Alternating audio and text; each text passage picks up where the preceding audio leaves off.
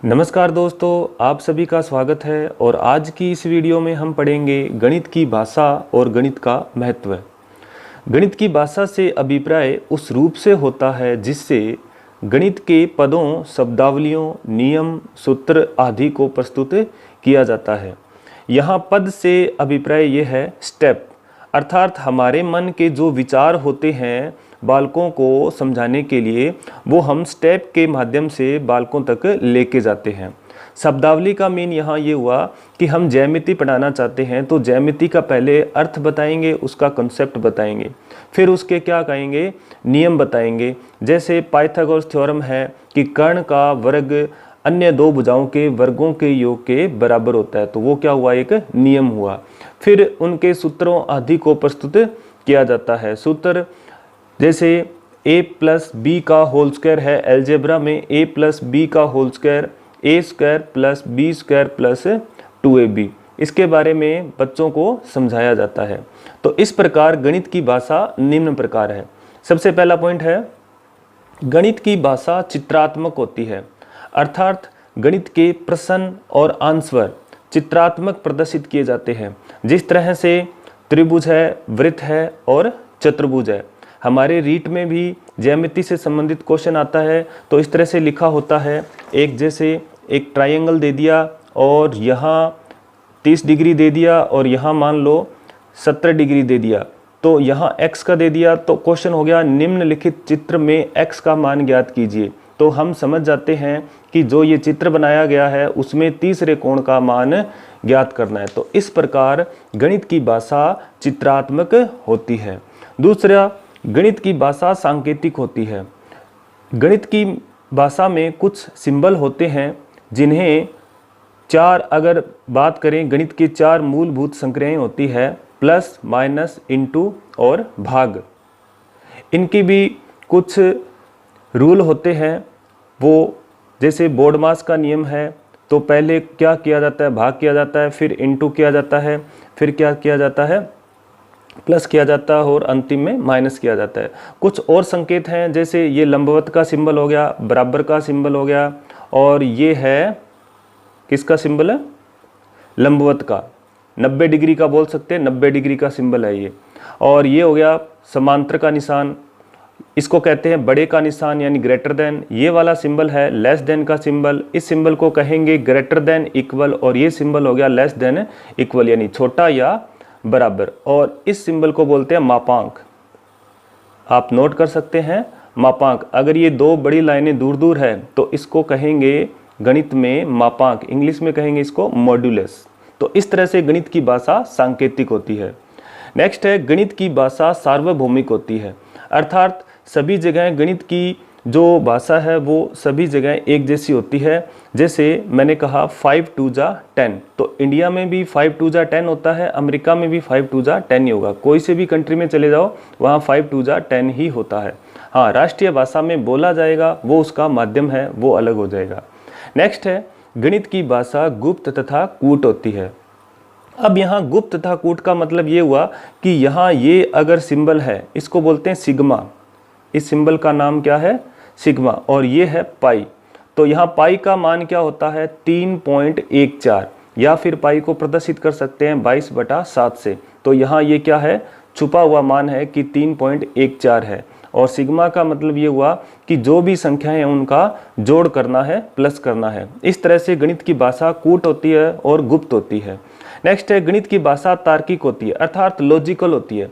इसका मीन ये है, कुछ क्वेश्चन ऐसे कथन रूप में दिए होते हैं, हमें तार्किक रूप में दिए होते हैं जो हमें करने होते हैं। जिस तरह से राम की आय श्याम की आय से दोगुनी है, तो श्याम की आय राम की आय से कितने कम है। या फिर ये कह देते हैं कि श्याम की आयु अपने पुत्र की आयु की दोगुनी है, तो इसे गणितीय भाषा में प्रदर्शित कीजिए। तो ये क्या हुआ, लॉजिकल हुआ या फिर कथन रूप हुआ। तो गणित की भाषा को तार्किक में प्रदर्शित किया जाता है, लॉजिकल होती है। फिर एक गणित की भाषा अंकीय या शाब्दिक होती है, अर्थात अगर कोई संख्या लिखी हुई है 170, तो इसको शब्दों में लिखना है तो यहाँ ऐसे लिखेंगे 170।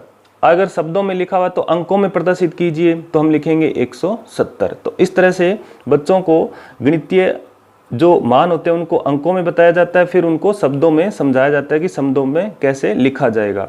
फिर है गणित की भाषा क्रमबद्ध व व्यवस्थित होती है। ये अभी पहले बात की थी कि बोर्डमास का नियम है, क्रमबद्ध होता है। कोई भी जो मूलभूत संक्रियाएं हैं उनको बोर्डमास के नियम से बताया जाता है, बोर्डमास के माध्यम से। अब कैसे? जिस तरह से कोई क्वेश्चन है कि 7, 5, 6, 3, अगर यहाँ भाग है और यहाँ भाग का निशान है और यहाँ इंटू है, तो पहले इंटू नहीं करेंगे, पहले इनका भाग करेंगे, फिर इनका भाग करेंगे, जो आंसर आएगा फिर उनका क्या करेंगे, इंटू करेंगे। तो यहाँ क्या हुआ, एक व्यवस्थित रूप से किसी क्वेश्चन को हल किया जाता है। तो गणित की भाषा क्रमबद्ध और व्यवस्थित होती है। इसका अच्छा उदाहरण है बोर्डमास का नियम। चलिए जी, नेक्स्ट करते हैं गणित का महत्व। गणित एक व्यवहारिक विषय है जिसका प्रयोग वर्तमान में जीवन के सभी क्षेत्रों में किया जाता है।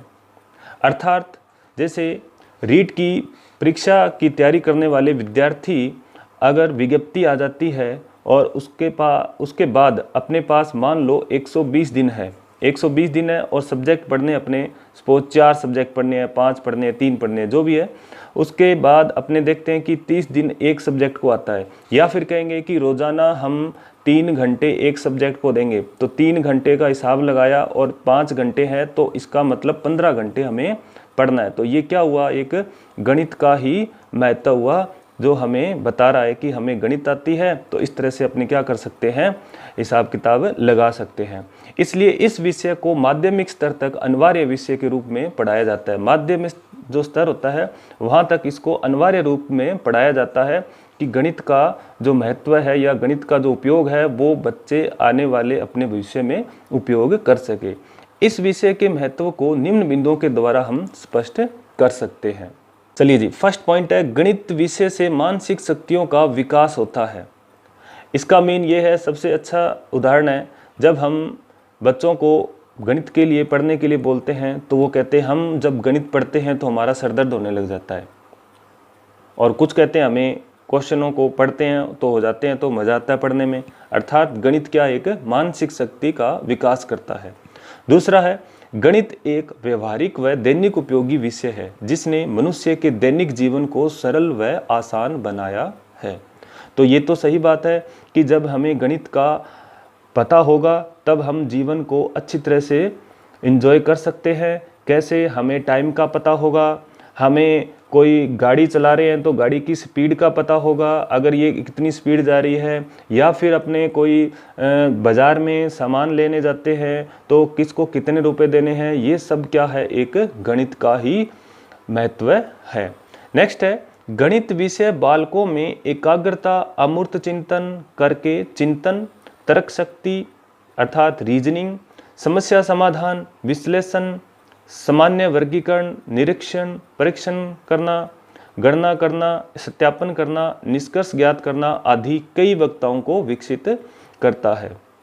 अर्थात जब हमारे घर में कोई मैथ से संबंधित प्रॉब्लम हो जाती है और हमें उस चीज़ का पता है तो हम क्या करते हैं, उस समस्या को हल कर सकते हैं। तो इस तरह से गणित जो है वो अमूर्त चिंतन करके चिंतन करती है, तर्क शक्ति भी करती है, विश्लेषण, वर्गीकरण, निरीक्षण, परीक्षण या फिर सत्यापन करना, अर्थात ये सभी क्या है, वक्ताओं को विकसित करता है। नेक्स्ट पॉइंट है 4 नंबर पॉइंट, गणित विषय के द्वारा बालकों को गणितीय नियम, सिद्धांत, सूत्रों व परिकल्पनाओं को ज्ञात करने में आसान बनाता है। गणित विषय जो है वो गणित के जो नियम होते हैं, सूत्र होते हैं, सिद्धांत होते हैं, उनको क्या करने के लिए आसान बनाया जाता है। फिर है 5 नंबर पॉइंट, गणित बालकों को आत्मनिर्भर बनाती है जिससे अनुशासन व आत्मविश्वास बढ़ता है। गणित जो वो आत्मनिर्भर बनाती है जिससे बच्चा, कोई गणित की प्रॉब्लम है, गणित आती है तो वो अपने आप क्या करता है, सॉल्व करता है और बता देता है कि हमने इसको सही किया है या गलत किया है। तो इससे क्या होता है, आत्मविश्वास बढ़ता है और अनुशासन भी बढ़ता है। नेक्स्ट है गणित बालकों में सांस्कृतिक मूल्यों को विकसित करती है। 7 नंबर पॉइंट है गणित बालकों में व्यवसायिक क्षमताओं का विकास करती है। अर्थात गणित अगर अच्छी तरह से आती है तो भविष्य में गणित से रिलेटेड हम अपने क्या कर सकते हैं, व्यवसाय भी स्टार्ट कर सकते हैं। क्या मैथ से रिलेटेड जो भी व्यवसाय होगा, या फिर मैथ से डायरेक्ट नहीं होगा तो इनडायरेक्ट वो कहीं ना कहीं उस व्यवसाय में शामिल होगा, तो हम क्या कर सकते हैं, उसको अच्छी तरह से ग्रो कर सकते हैं। तो आप साथ साथ में नोट्स भी तैयार कर सकते हैं। नेक्स्ट है, गणित के द्वारा अवकाश रिक्त समय का सदुपयोग किया जाता है। देखिए, इसका मतलब ये हुआ कि जब हम गणित पढ़ाते हैं और दूसरे दिन गणित का अध्यापक एब्सेंट है, तो वो क्या करता है, अपने साथी मित्र को बोल देता है, या कह भी सकता है कि मैं 4 क्वेश्चन आपको लिख के दे देता हूँ, टेस्ट बना के दे देता हूँ, अगले दिन मैं आऊँगा नहीं, तो आप इन 4 क्वेश्चनों को बच्चों को दे दीजिए, तो ये टेस्ट कर लेंगे। तो क्या हुआ, समय का सदुपयोग भी हो गया और जो खाली पेड़ था उसका भी उपयोग हो गया। तो अर्थात गणित के द्वारा अवकाश रिक्त समय का क्या किया जाता है, उपयोग किया जाता है। तो दोस्तों, वीडियो कैसा लगा? अच्छा लगा हो तो लाइक कीजिएगा, और चैनल पर पहली बार है तो इसे सब्सक्राइब कीजिएगा और अपने मित्रों के साथ इसे शेयर कीजिएगा। कोशिश करूँगा अगली वीडियो जल्दी से जल्दी लाने की। तो मिलते हैं नेक्स्ट वीडियो में, तब तक के लिए जय हिंद, जय भारत।